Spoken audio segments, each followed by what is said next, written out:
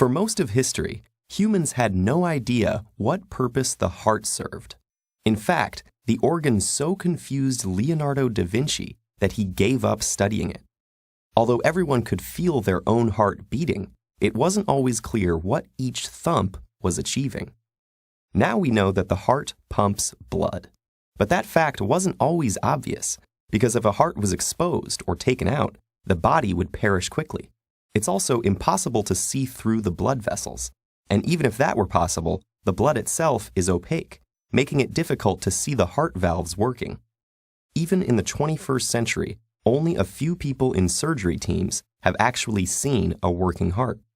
Internet searches for heart function point to crude models, diagrams, or animations that don't really show how it works.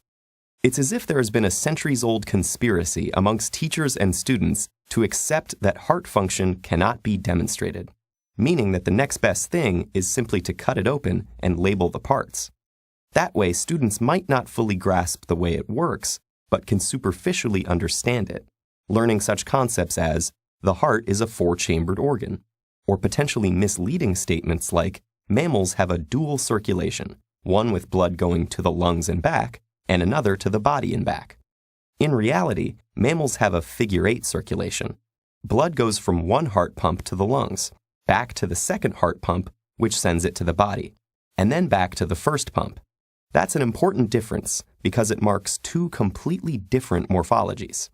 This confusion makes many students wary of the heart in biology lessons, thinking it signals an intimidating subject full of complicated names and diagrams. Only those who end up studying medicine completely understand how it all actually works. That's when its functions become apparent, as medics get to observe the motion of the heart's valves. So let's imagine you're a medic for a day. What you'll need to get started is a whole, fresh heart, like one from a sheep or pig. Immerse this heart in water, and you'll see that it doesn't pump when squeezed by hand.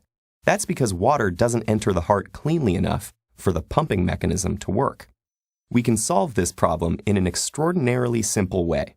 Simply identify the two atria and cut them off, trimming them down to the tops of the ventricles. This makes the heart look less complicated, because the atria have several incoming veins attached, so without them there, the only vessels remaining are the two major heart arteries, the aorta and pulmonary artery, which rise like white columns from between the ventricles. It looks, and really is, very simple. If you run water into the right ventricle from a tap, the left also works, but less spectacularly, you'll see that the ventricular valve tries to close against the incoming stream, and the ventricle inflates with water. Squeeze the ventricle, and a stream of water squirts out of the pulmonary artery. The ventricular valves, called the tricuspid in the right ventricle and the mitral in the left, can be seen through the clear water opening and closing like parachutes, as the ventricle is rhythmically squeezed. This flow of water mimics the flow of blood in life. The valves are completely efficient. You'll notice they don't leak at all when the ventricles are squeezed. Over time, they also close against each other with very little wear and tear, which explains how this mechanism continues to work seamlessly for more than 2 billion beats a heart gives in its lifetime. Now, anyone studying the heart can hold one in their hands, make it pump for real, and watch the action unfold. So place your hand above your own and feel its rhythmic beat. Understanding how this dependable inner pump works gives new resonance to the feeling you get when you run a race, drink too much caffeine, or catch the eye of the one you love.